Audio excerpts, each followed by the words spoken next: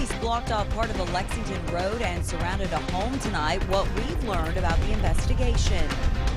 Surveillance video released late tonight showing the frightening moments when a car crashed into a Lexington store. The rain didn't stop a group of people from marching in Lexington tonight with an important message for the community.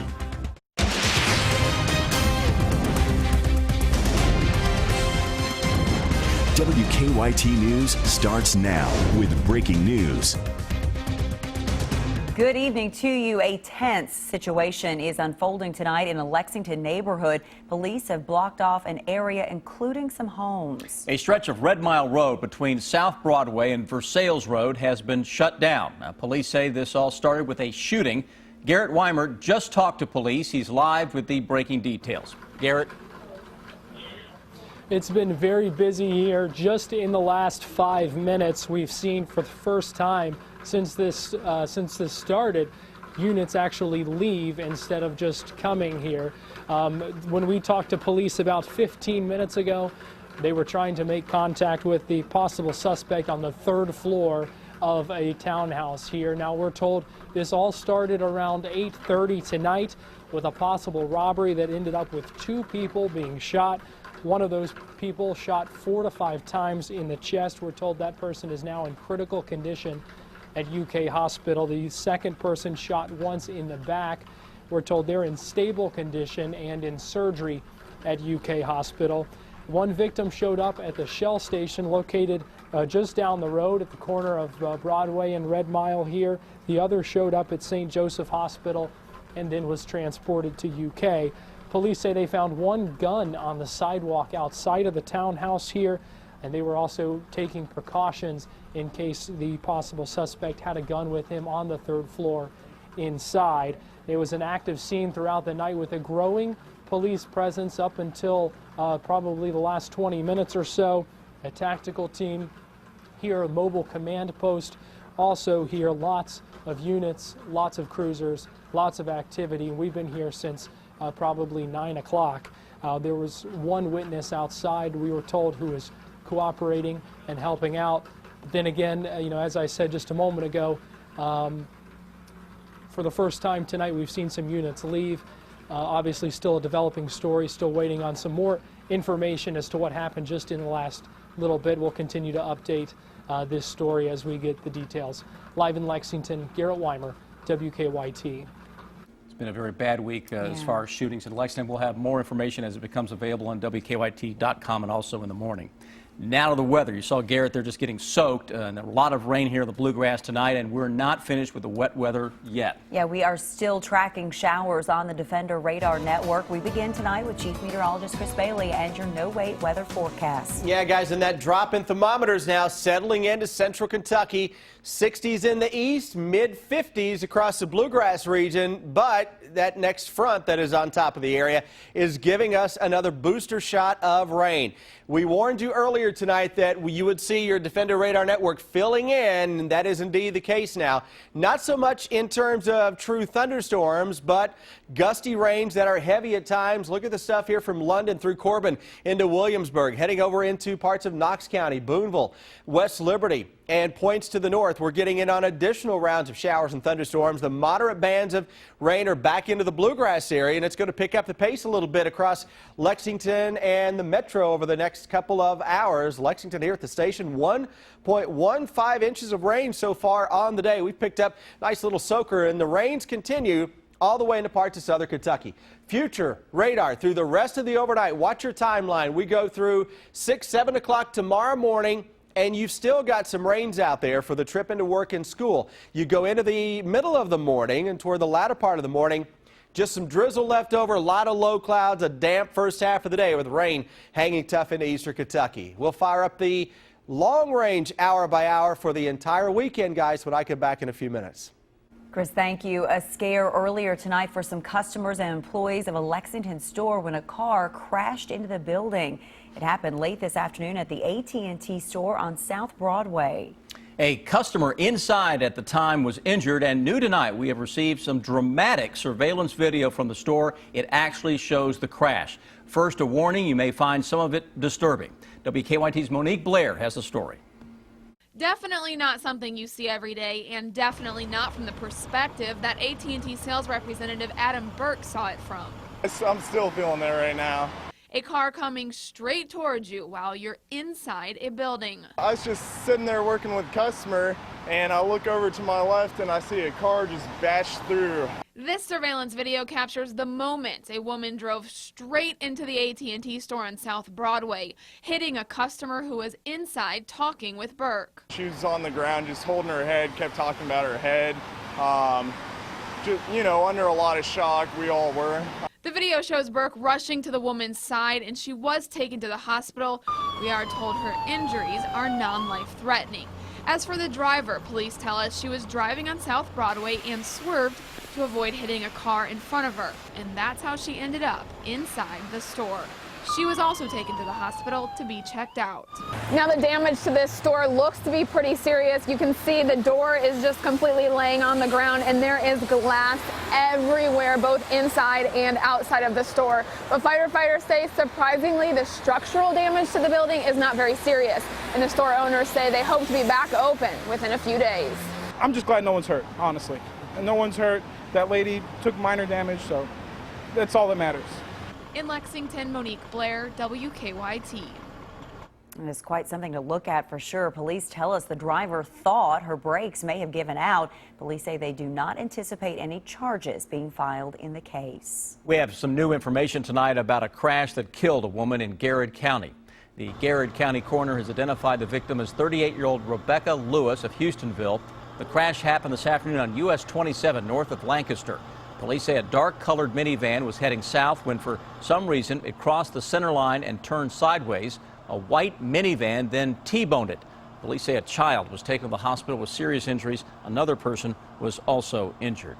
Despite all that rain, a group of people taking part in a peace walk tonight. They marched from Higher Praise International Deliverance Temple on South Broadway in Lexington to Triangle Park. The church organized the walk tonight, which also passed the Cookout restaurant. That's where 15-year-old Trinity Gay was shot and killed last weekend. Organizers say they wanted to do something in hopes of stopping the recent violence in the city. So that the world can see everybody's problems and that they'll understand that it hurts not only the family, but it hurts others around them. And that they should just drop their guns and stop the shooting and the violence. The church invited people from the community to take part in tonight's peace walk. A Kentucky Supreme Court ruling today will affect Lexington's new minimum wage ordinance. The court struck down Louisville's minimum wage increase, saying it conflicts with state law. The Supreme Court says Louisville's council overstepped its authority when it raised wages. Lexington city leaders say the ruling also invalidates the minimum wage ordinance here. The Urban County Council approved raising the minimum wage to $8.20 an hour in July, and more increases were planned next year and in 2018. Reaction to the ruling was mixed in Lexington. What I feel bad about is those that are, as a result of this decision today, those are less fortunate that are having money taken out of their pockets that they thought that they'd be getting. It's a state and federal issue that they should be the ones deciding, not us on a local level. Lexington city leaders say it will be up to individual businesses to decide whether to keep their minimum wage at $8.20 an hour or lower it back to the federal level of $7.25. Less than 24 hours after their final and third debate, presidential nominees Hillary Clinton and Donald Trump meeting on another stage, but this time they roasted each other for charity. Marley Hall has the latest from the campaign trail. Donald Trump and Hillary Clinton barely spoke as they dined one seat away from each other at the Al Smith dinner in New York City. At the microphone, they threw jabs at each other. Donald really is as healthy as a horse. You know, the one Vladimir Putin rides around on. Trump hit Clinton's legal issues. Just before taking the dais, Hillary accidentally bumped into me, and she very civilly said, "Pardon me." Clinton teased Trump about his issues with women. People look at the Statue of Liberty and they see a proud symbol of our history as a nation of immigrants. Donald looks at the Statue of Liberty and sees a 4. Maybe a 5 if she loses the torch and tablet and changes her hair. Many of the candidates' jokes got laughs. Some fell flat. Hillary is so corrupt. She got kicked off the Watergate Commission.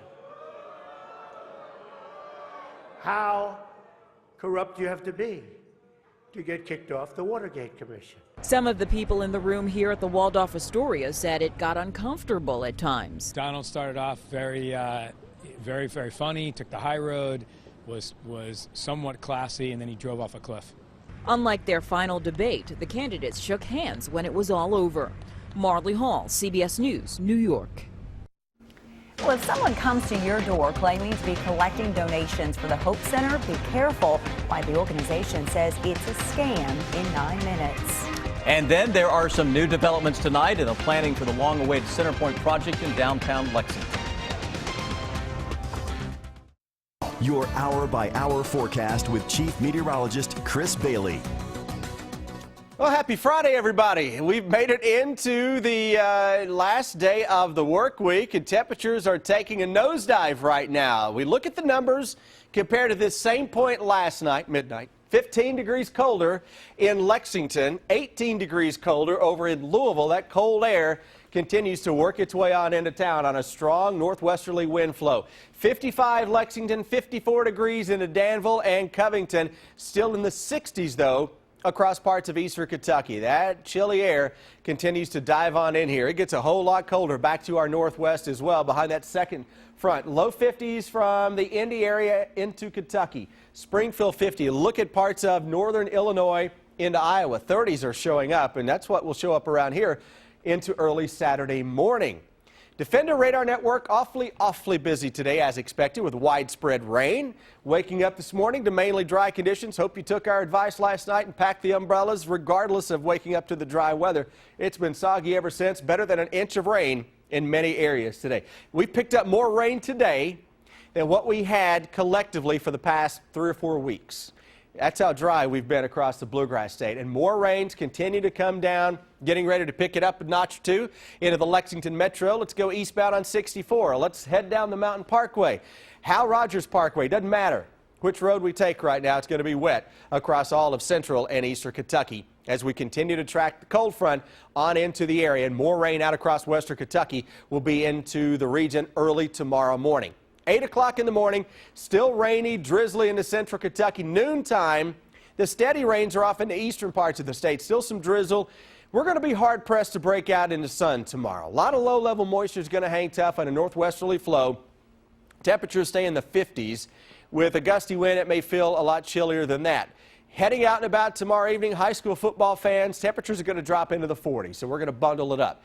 30s to begin the day on Saturday. I'm not worried about frost. I'll show you why in just a moment. We go into the afternoon on Saturday, mid to upper 50s, a hint of some high-level clouds, quick drop in thermometers, bundle up out of Commonwealth Stadium on Saturday evening. We go into Sunday. It's not as cold to start the day with low 40s, but we should rebound quickly into the 60s. Talk about the winds. Early tomorrow morning, you're going to notice those winds are really cranking around 30, 35 miles an hour. All day long, those gusts may be close to 20 miles per hour. So I mentioned that I'm not really concerned about frost tomorrow night because the winds just are not going to die down. So you can't get a lot of frost with a gusty wind. And now as we go into the day on Saturday, it's a milder wind that starts to blow ahead of another front. We may see those gusts into the afternoon Sunday, 25 to 30 miles per hour. That is with a second little front that is dry as it passes through here. So mid and upper 60s Sunday, back into the low 60s Monday, Tuesday. Threat for more rain Wednesday, Thursday of next week with chillier air coming in behind that as well, guys. We are catching up today, though, with the rain. Yeah, we are. Better than an inch so far. All right, thanks. Lexington firefighters call it the perfect gift, what they received to help them with their annual toy program in 8 minutes. Leaders of Lexington's Hope Center say someone is using their name to pull off a scam. They say in the last week they've received at least 4 reports of someone going door to door in the Heartland and Tates Creek area claiming to be raising money for the Hope Center. But they say the Hope Center does not collect donations door to door, and this person is not giving the money to them. They say someone did give the scammer a check. Our community is so good to us, and we hated the fact that someone was out misrepresenting the Hope Center. So we immediately are trying to find out how we could stop this from happening. And the Hope Center says they've received reports that this person has identified herself as Brenda Johnson. They also say she asked checks to be made out to Entrepreneur Sales, LLC. A fugitive from North Carolina has been found in central Kentucky. The Madison County Sheriff's Office says deputies arrested 44-year-old Richard Agee in Berea. They say they found Agee after receiving a tip from the Salisbury, North Carolina Police Department. Police say he was wanted in connection to an armed robbery in North Carolina. We have some new information tonight about the Centerpoint project in downtown Lexington. According to our news partners at the Herald Leader, the developers filed new plans this week for the project, which has now been in the works for more than 8 years. Those plans will call for 2 hotels, an officer tower, and restaurant and retail space. But the developers could be flexible with how many floors are in each building. Developer Dudley Webb now says they hope to have construction finished in 2018. The Fayette County Health Department held its annual free flu shot clinic today, a big success. This year it was held at both Southland Christian Church on Richmond Road and Consolidated Baptist Church on Russell Cave Road. The health department says in all it gave out more than 1,100 free flu shots today. If you couldn't make it, though, to the clinics, the health department says you can still get a flu shot at the Public Health Clinic on Newtown Pike Mondays through Thursdays. The Lexington Fraternal Order of Firefighters received a special gift today for an upcoming toy drive. Paul Miller Ford donated a van for the firefighters to use for their annual toy program. Firefighters hope to receive a record number of toy donations this year, and they say the van will help make sure they're delivered. The fire department can't do it without the help of the community, and people like Paul Miller stepping up and letting us use a van and wrapping it for us and letting them have their name outside and helping us get the toys and the donations and stuff is a huge deal. Firefighters say sign-ups for the toy program will begin soon. You'll be able to drop off toys at fire stations, Paul Miller Ford, and other places around the city. It will be that time before you know it for sure. Will. And just ahead, Coach Cal going before Lexington Rotary, Rob. Well, Cal covering several topics today, including Wildcat fans. We'll hear what he had to say about them and an imitation of one of the candidates for president. Stay with us. That's next on WKYT.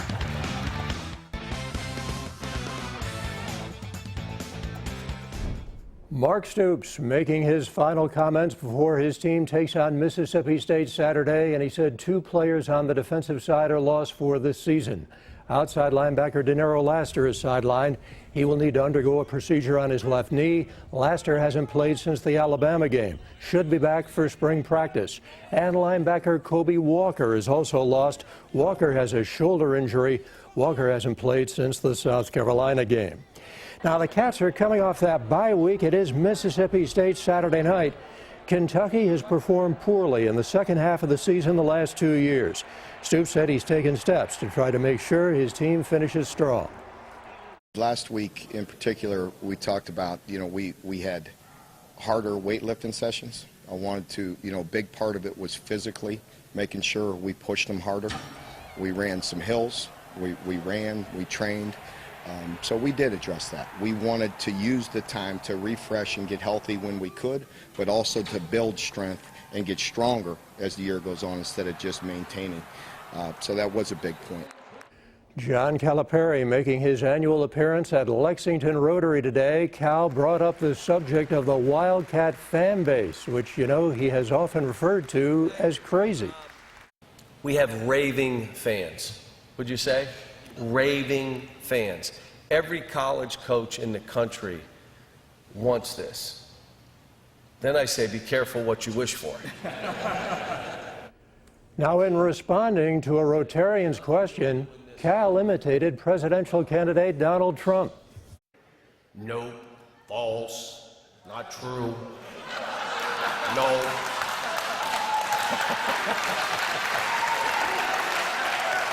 Oh my gosh, we're not talking politics. We're not. I can do this one too if you want me to. I can do whatever you want. All right, tomorrow night it is the annual Blue-White game from Rupp Arena. It'll be televised at 7 on the SEC Network. The USA Today coaches poll is out. Duke is #1 there. Kansas #2. The Wildcats #4. North Carolina 6. Michigan State 9. Louisville checks in at 14. That's 5 of UK's opponents this season ranked top 25. Cats are the only SEC school in the preseason top 25. Rick Pitino maintaining today that he knew nothing about the escort scandal that was allegedly orchestrated by former staffer Andre McGee. Today, U of L released the NCAA's notice of allegations. There are 4 Level 1 violations, 2 against McGee, 1 against Pitino for failing to keep a close eye on McGee. At least $5,400 was paid out for 14 strip shows that took place in Minardi Hall. I'm not guilty of failing to monitor my staff. I'm guilty of trusting someone, and this young man made a very big mistake, and we apologize for his mistakes. We apologize to our fans, to our university, many, many times. We don't believe in any of this. And most important, that dorm was built for a special person. And things were done that were not special, and we apologize for that.